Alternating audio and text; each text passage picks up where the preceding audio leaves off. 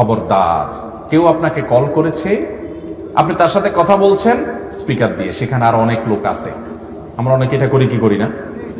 আপনি যে স্পিকার দিয়ে দিলেন, ওই লোকটা তো আপনার সাথে একান্তে আলাপ করতেছে, আপনার স্পিকার দেওয়ার কারণে, লাউড স্পিকার দেওয়ার কারণে আশেপাশে সবাই শুনবে। সে যদি জানে এখানে আরো অমুক অমুক আছে, তাহলে হয়তো সেইভাবে কথা বলবে না, কিন্তু আপনি তাকে না জানাইয়া লাউড স্পিকার দিয়ে দিচ্ছেন, তাহলে তার প্রাইভেসি নষ্ট হতে পারে, সে অপমানিত হতে পারে, অসম্মান হতে পারে, কোন বিপদে পড়তে পারে। আপনি লাউড স্পিকার দিলে তাকে বলতে হবে, ভাই আমরা এখানে কয়েকজন আমরা শুনতেছি, আপনি বলেন, তাকে জানাই দিতে হবে যে আমি লাউড স্পিকার দিছি। ভাইরা, আমরা মনে করি এগুলো খুব ছোট বিষয়, মোটেও ছোট বিষয় না, মানুষের অধিকার, আরেকজনের হক।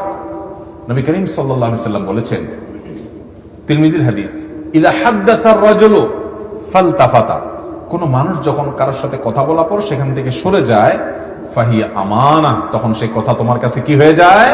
আমানত হয়ে যায়। ওটা তুমি আরেকজনের কাছে তার অনুমতি ছাড়া শেয়ার করতে পারবা না। আমরা তো এগুলো খেয়ালই করি না। তাহলে আপনি লাউড স্পিকার দিয়ে কথা বললেন, অনেক সময় সবচেয়ে বড় খেয়ানত হয় এখনকার যুগে, রেকর্ড করে সেটা অনেক সময় অন্যের কাছে শেয়ার করা, ছেড়ে দেওয়া, আছে না নাই? আপনার কাছে একজন একটা ভয়েস রেকর্ড পাঠাইছে, সেটাতে হয়তো এমন কিছু বলছে সে অন্য অনেকের কাছে শেয়ার করতে রাজি না, হয়তোবা সে আপনার সাথে একান্তে একটা আলাপ করছে, আপনি রেকর্ড করে রাখলেন, এবার তাকে না জানায় আরেকজনের কাছে দিয়ে দিলেন, এমন কারো কাছে দিয়ে দিলেন যার কাছে দেওয়াতে সে অসন্তুষ্ট, সে চাইতো না, সে জানলে এটা দিত না, কিন্তু আপনি তার কাছে দিয়ে দিলেন। আমরা এই কাজগুলো করি কি করি না?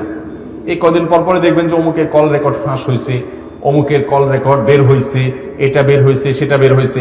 ব্যক্তিগত বিষয় এবং প্রাইভেসি এত গুরুত্বপূর্ণ, ইসলাম এটাকে কোনোভাবে নষ্ট করার অধিকার কাউকে দেয় নাই। তাহলে ভাইরা আমার, মোবাইল ব্যবহারের 9 নম্বরের আদব এবং শিষ্টাচার হলো, কারোর কথা রেকর্ড করে অন্যের কাছে দিতে হলে, কিংবা আপনি লাউড স্পিকার দিয়ে কথা বলতে হলে তাকে শুনিয়ে দিতে হবে, যাতে করে কোনো প্রকার তার প্রাইভেসি বা তার আমানতের খেয়ানত না হয়।